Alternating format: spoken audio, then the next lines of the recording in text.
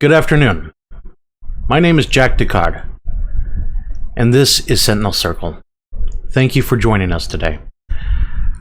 I saw this video that I'm about to show you a couple days ago, and I think it's important to talk about addiction when talking about men's issues, because men tend to be more addicted to many different things, such as drugs, alcohol, adult entertainment, etc.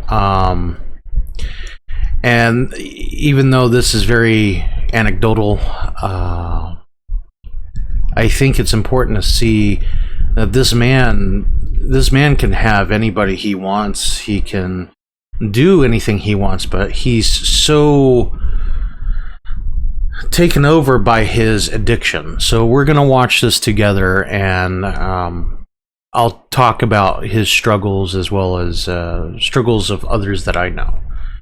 All right. If you like this content, please be sure to like, subscribe, comment, and share. Share with your brothers who need your help. And let's get right to it. So, this video is by a gentleman by the name of Dylan Knight. And it's titled, "I spent $20,000 on OnlyFans."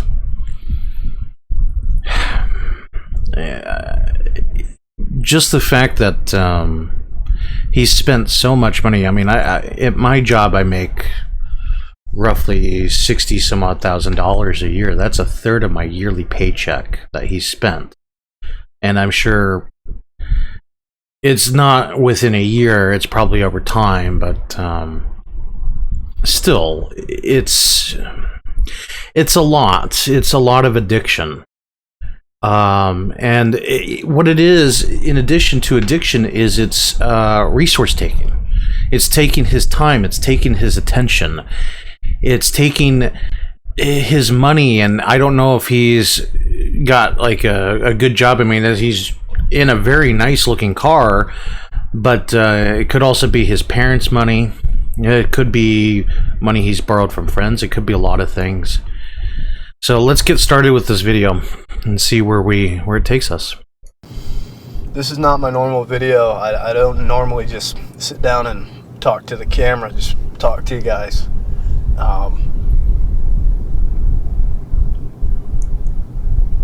Just look at the pain in his eyes. I don't want you to see who I am. This poor guy. That shit's dark. Yeah. And I know, it's social media. I'm supposed to act cool. I'm supposed to show you the sports car I'm sitting in right now. I'm supposed to take my shirt off, show you my physique. I could use to pull any girl. So,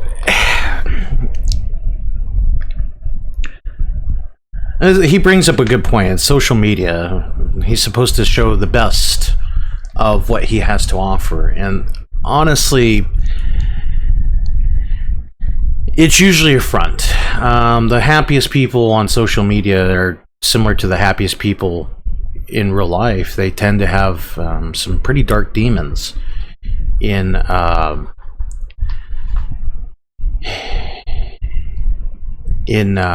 lives.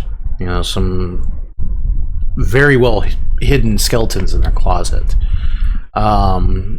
So, if you ever see people, not like this, it's obvious that this man's hurting, but anybody who's flexing, the sports cars, the watches, all that stuff, just know that that's only one small piece of the puzzle that you're seeing of a larger picture. You know, the saying, "Don't judge a book by its cover," comes up to mind. So either way, let's continue, see where it goes. What I want, right? That's what you want to see. And what you don't want to hear is that I'm 25. I have a crippling porn addiction.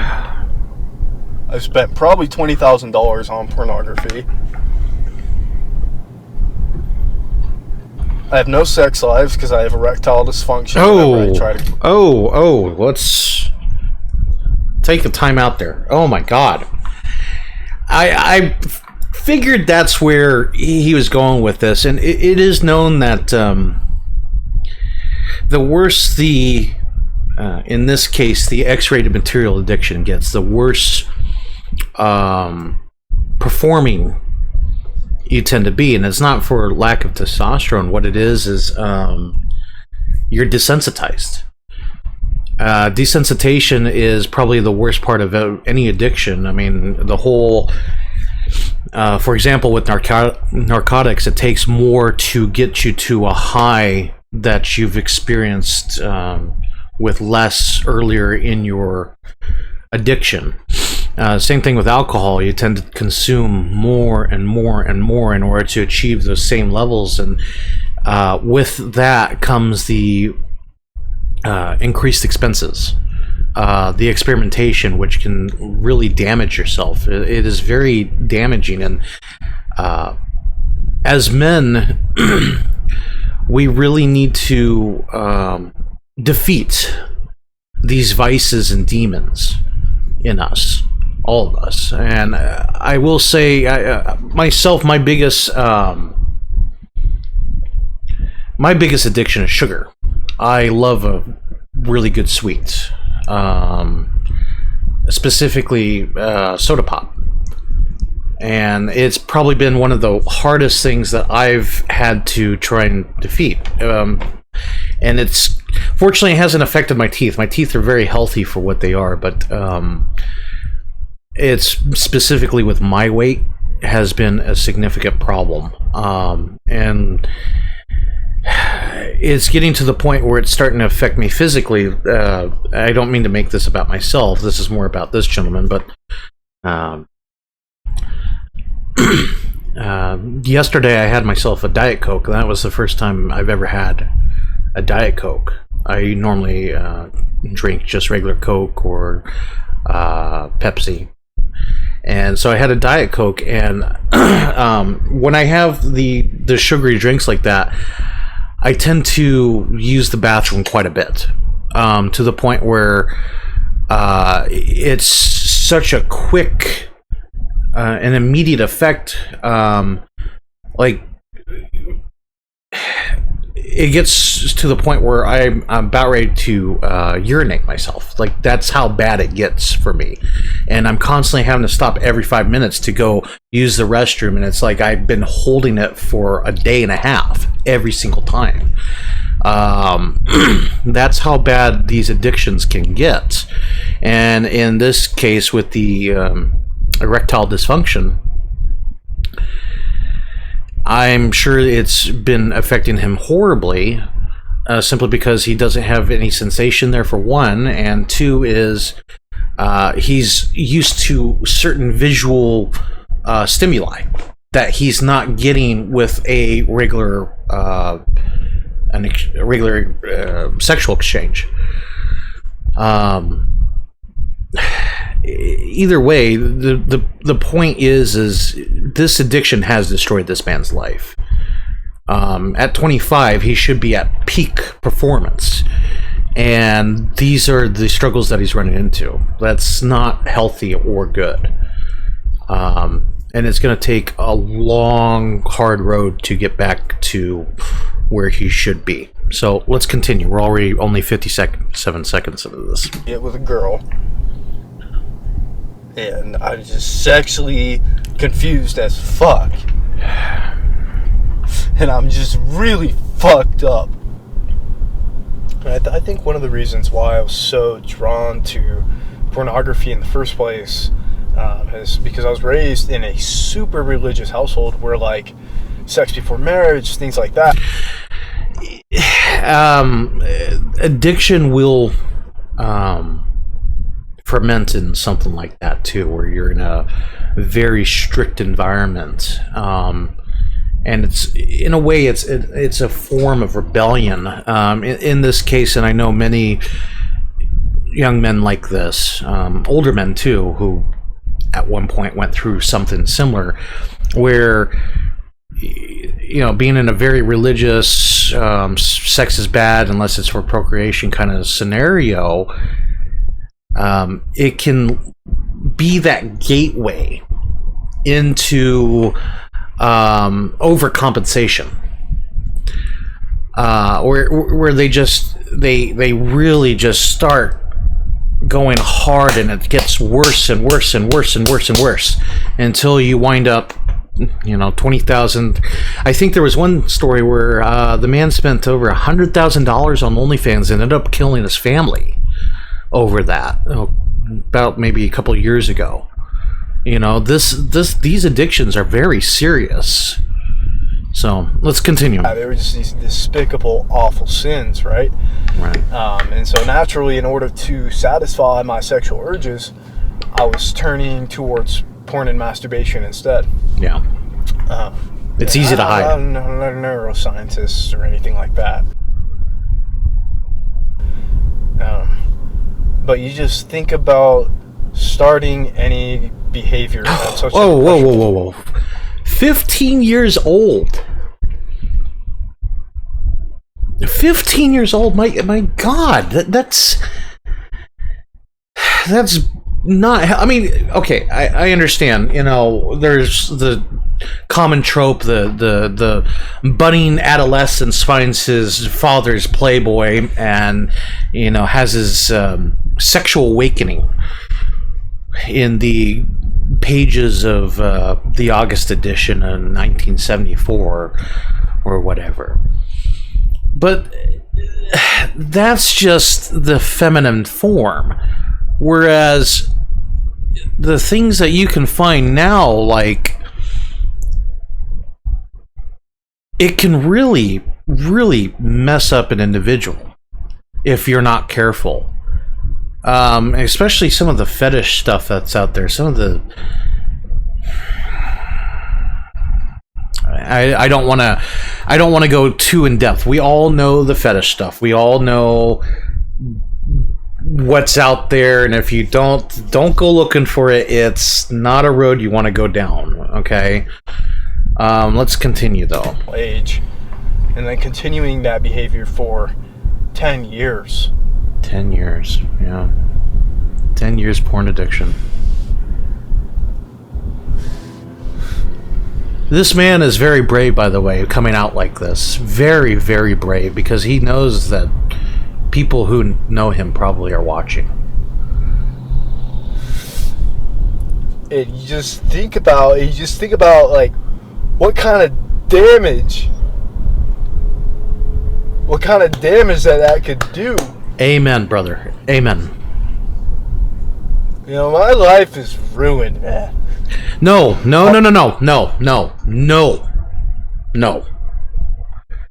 You're not... Okay, his life is not ruined. Get that out of your vocabulary. Damage has been done, but you can heal. You may have scars. Scars show a story. But you can heal. You can get through this. There are many people like this gentleman here. They all have gotten through it. Okay? As long as they're willing to do the work. And there's no easy road out of this. The only easy day was yesterday. Whatever he does from this point forward, and it's possible that he makes this grand confession and then he continues to do what he's doing, but the smart thing for him to do is to cut it out of his life, and that's going to take discipline, it's going to take hard work, and it's going to take a support structure. The problem is he doesn't have that support structure. My hope is that he finds like-minded individuals, and I may message this gentleman later and try and get him a support structure through myself, through the group, as the group develops. But he can recover from it. He can. It's just hard work, dedication, motivation, discipline. Okay? And that goes for anybody watching here. If you have an addiction, you can get through it. All right? You can. It's just understand that it's a process. It's not a one-time fix. Okay? Let's continue. I'll never get that picture-perfect family, white picket fence, Yeah. Because I can't love. I can't fucking love.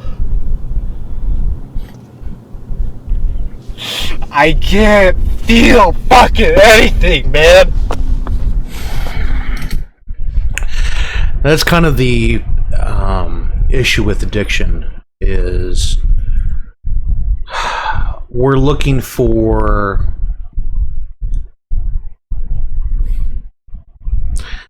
a chemical reaction that makes us feel good, and that's why addiction is such an issue. And a lot of what I would consider addictions are not even recognized. For example, internet addiction, sugar addiction, food addiction is considered an addiction, but even like, you know, some of the weird quirks that some people have can be, you know, an addiction. Like the one that instantly jumps to my mind is Austin Powers and Goldmember, when Goldmember's peeling the skin off of him and eating that's a quirk. And I'm not saying that that's like a full-blown addiction. That's a symptom more of like I don't know, like a tick or something like that, but it could be considered an addiction too, and that's why he's got that box to put all those skin peels in there. Anyways, I'll shut up and let this gentleman tell his story. God, sometimes I just wish I was allowed to be a kid, man. Like, what the fuck was I supposed to do? I was a normal, healthy kid with normal sex drive, and I was taught to suppress it, man. And you want to know what the most twisted part about all this shit is? Is I'm not even sexually attracted to girls in real life. Yeah. You want to know how I know that, man? You want to know how I know that, man? Because I get erectile dysfunction whenever I try to get with a girl. I'm like, damn it. What a brave thing to say. We all could learn something from this man here. He has my respect, and I hope he gets through this issue that he's going through. But this isn't the first time I've heard something like that too, where just seeing a woman out in public is just, you get nothing out of it. So I'm not surprised here. None of this is shocking or surprising. It's more, it's sad. It hurts. It hurts to listen to him. It hurts to see this man fall apart like this without anybody to sit there and say, yes, we hear you. You know, he's basically, again, he's pointing a camera to himself and screaming at a void, like we all are on YouTube or Rumble or whatever platform you want to post on. You know, and I'm sure he would feel immensely better if someone was there to say, it's okay, I understand, and we'll get through this together, you and I. And this is why I talk about the collective. You know, this is a single individual, and I'm sure after he's done recording, and my hope is he's not doing this for views or anything, but I believe he's genuine, you know, and I hope that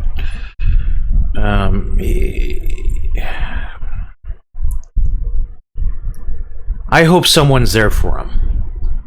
And like I said, I'm going to reach out to him and see if I can be there for him and help him any way I can. Okay?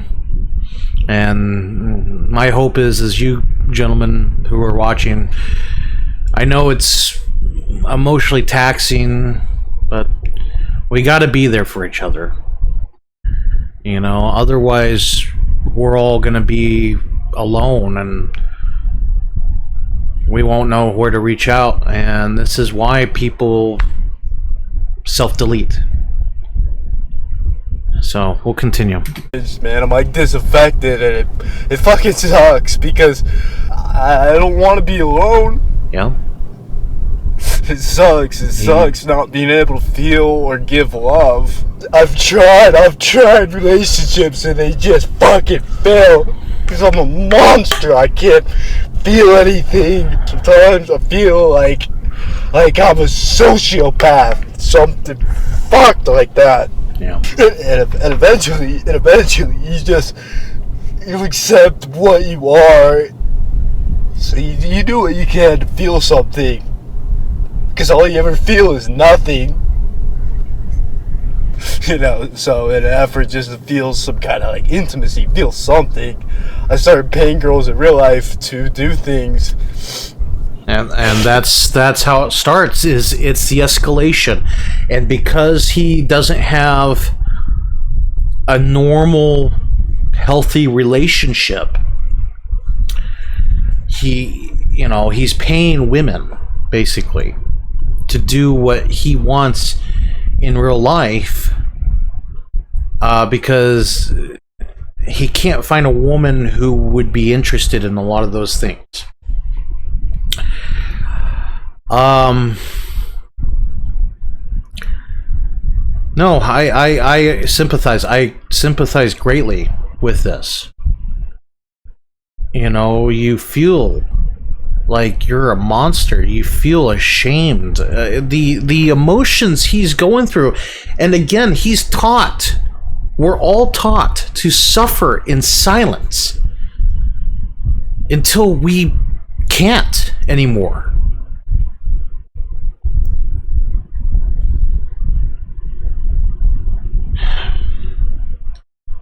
And this is the face of someone in pain, suffering. And what really jacked me up is one of the girls, she started catching feelings. Oh, and it's like, damn, how do you tell this girl, sorry, I can't feel anything, I'm a fucking monster.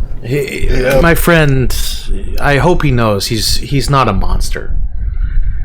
He may feel like that, but he's fallible. He's human. That's what makes us all human.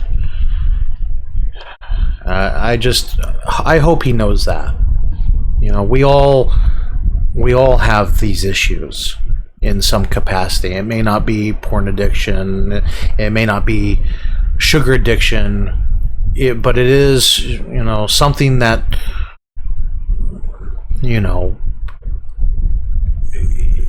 can take over our lives, can dictate our behaviors. Let's continue. The last girl that I dated, she made me feel like I was normal. Enabling. And I think that's why I tried to hold on to her so hard. And I know you're watching this video, and I'm not strong enough to call or text you, but I just want you to know that I'm sorry. Cause I know I hurt you. Yeah. You have no idea. This is hard to watch. I'm gonna be honest here. How beautiful I think you are, and you mean so much to me. And I guess I just want to say, if you're in the same boat as me and you are addicted to this stuff, I just want you to know that you're a good person, man.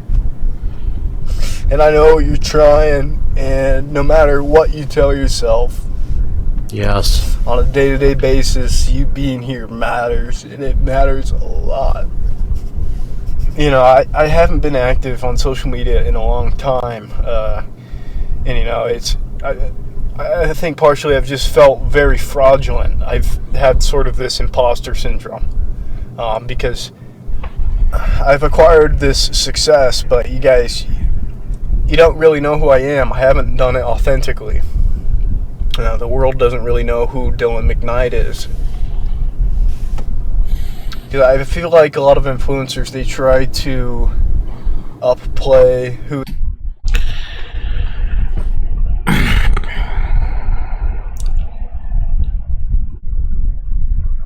He's trying to be a more authentic self, and I understand what he's going for.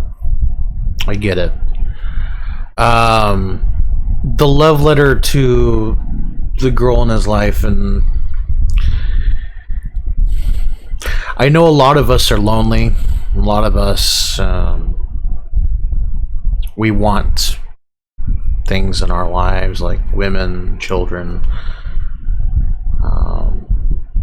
these things. I just want you all to know that you don't need those things in your life.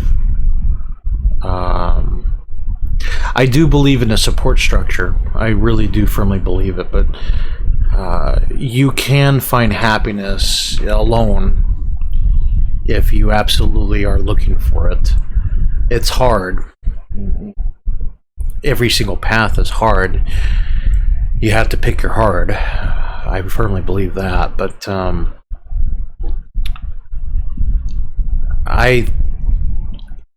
I don't want him to. I don't want anybody to feel that losing the one is the end of the world. It isn't. Far from it.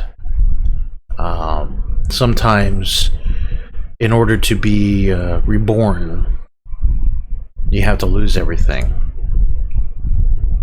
You know, you have to lose everything to be stronger, to be better, to move with purpose, in a way.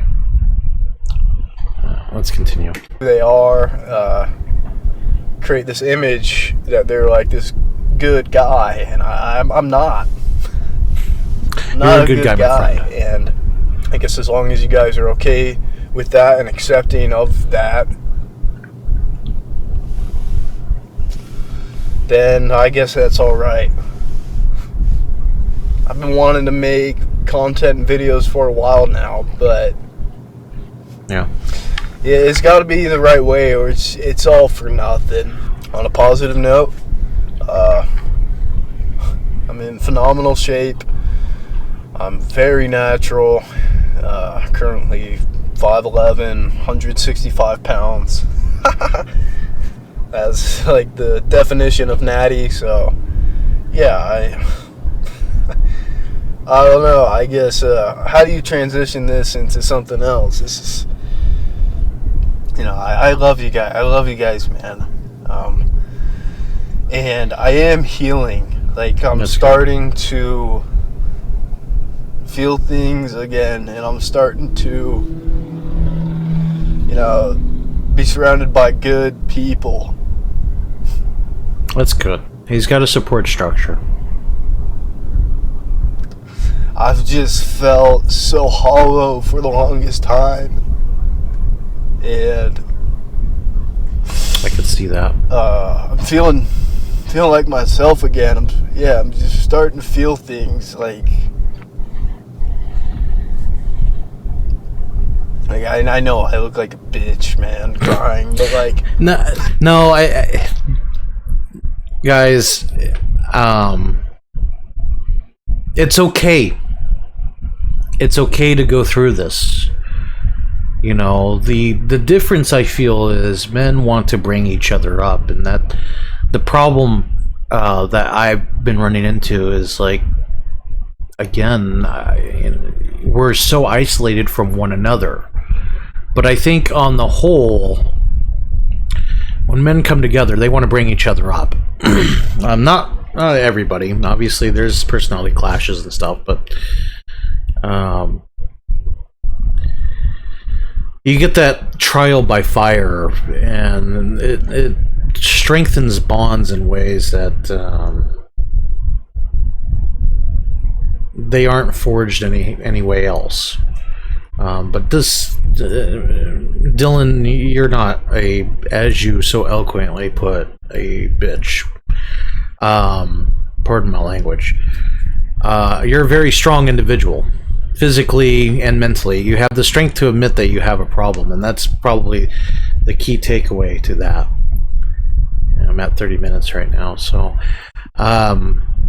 any kind of recovery program, the first step is always to admit that you have the problem, and once you admit it, then you can move on from it.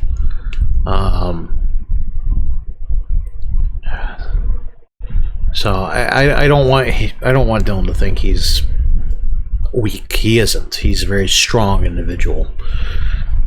Let's continue.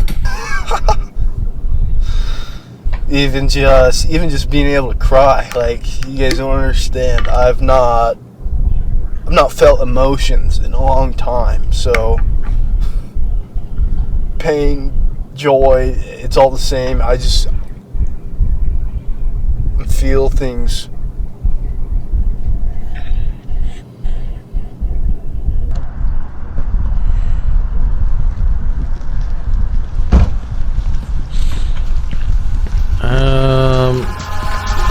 Is this like... in the sky. I didn't watch this full thing, so is he just gonna... Okay, we'll end it there then, since basically it's just gonna become a montage of him working out. Really, that first chunk was the important part, but addiction feels good, but it's a prison. The worst prisons in the world are prisons of the mind. And porn addiction, alcohol addiction, narcotics, things that alter your behaviors, they are prisons of the mind. And if you have addiction, first step is to admit that you have the addiction. Otherwise, there's no point in even trying to do anything beyond that. But if you feel you have an addiction,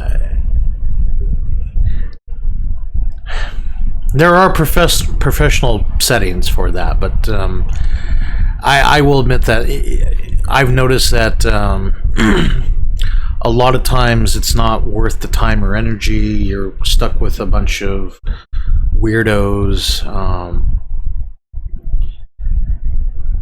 It's not for everybody. So Sentinel Circle is not a professional recovery system, but sometimes just being able to talk about it is immensely better than doing nothing. So if you do have an addiction problem, please reach out, and that, we'll try and do what we can for you. My hope is you're inspired, and we'll talk more about addiction as time goes on. We'll come back to it multiple times, because addiction is one of those things that you can't really it affects men deeply, and it's one of those things that, if left unchecked, will destroy everything. So I just want you to know that you're not a monster if you have an addiction. Pardon me, you're human. You're human. Okay? And there is nothing like that. There's no exception to that. You are human. You are a person. Okay? So don't believe that you're evil or you're a goblin or anything like that. Anyways, please, again, if you like what you saw here, like, subscribe, share, comment. If you have a story, please, I put my email in the description for everybody. If you want me to talk about something, again, email. If you would like to remain anonymous, you will. All right, we're here for each other, and I'm here for you. Anyways, have a good day, and thank you for being here. Goodbye.